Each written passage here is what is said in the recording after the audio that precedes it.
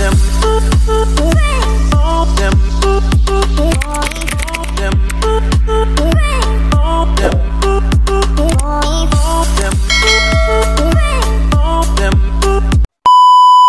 po guys, welcome back to my YouTube channel. Ngayon po guys ay tatalakayin po natin kung ano nga ba ang tunay na pagiging successful.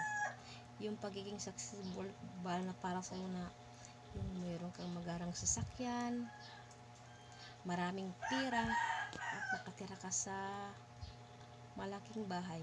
Yan ba ang tunay na pagiging successful guys? Pero alam mo guys, hindi yan talaga ang tunay na successful. Yung tunay na successful na mayroon kang Diyos sa buhay. Dahil kung mayroon ka Diyos, lahat ng bagay para sa iyo ay kontento na. Lalo na guys, pag gumagamit ka nito guys, rosaryohan. Ito guys ang pinakasandalan ko sa Panginoon. At ito pa guys, Bible. Pag magbasa ka ng Bible guys, malalaman mo talaga kung ano nga ba ang tunay na mundo.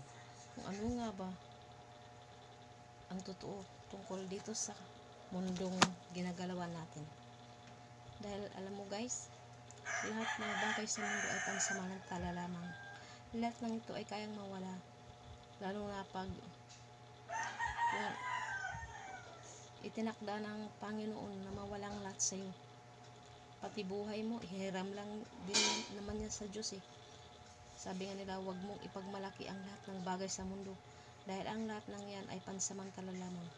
Sabi nga, God gives life not to be successful but to be faithful. Diba? Hindi naman yan gano'n na successful ka na, nasayo na ang lahat nga. Pero ang problema, may Diyos ka ba sa buhay? Huwag lang puro trabaho yung atupagin mo. Importante, kontento ka sa buhay mo at sa lahat ng bagay dito sa mundo. Kumpleto ang pamilya mo, nakakain ka ng 3 beses ang araw, at may Diyos ka. Gawin mong sentro ang Panginoon sa buhay mo guys, at dyan mo matatagpuan ang tunay na pagiging successful natin sa buhay.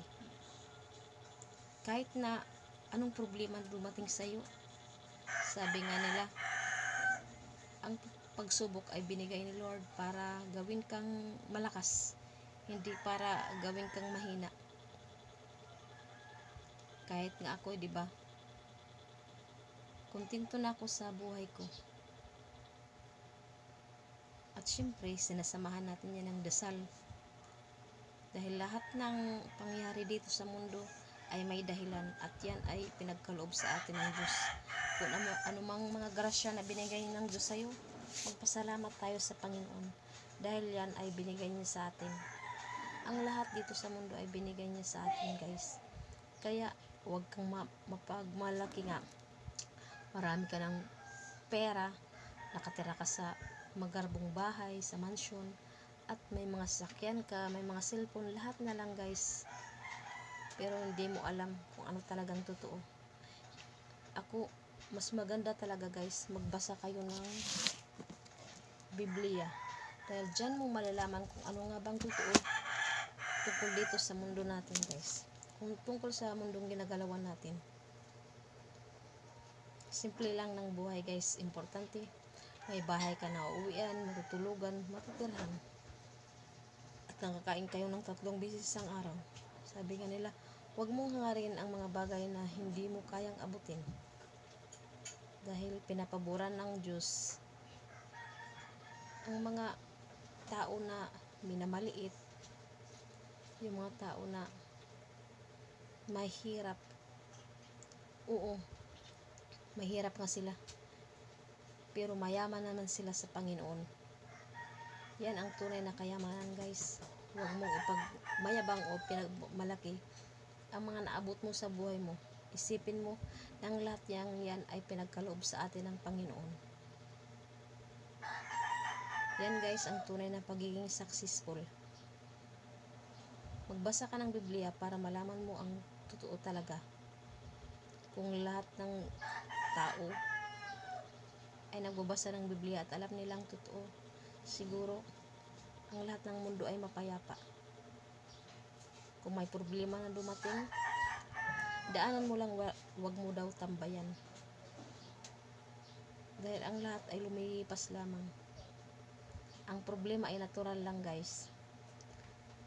Yung walang problema ay ang baliw lang. Huwag mong hangarin na wala kang problema, dahil ang baliw o wala talagang problema. Kaya yun lang, guys.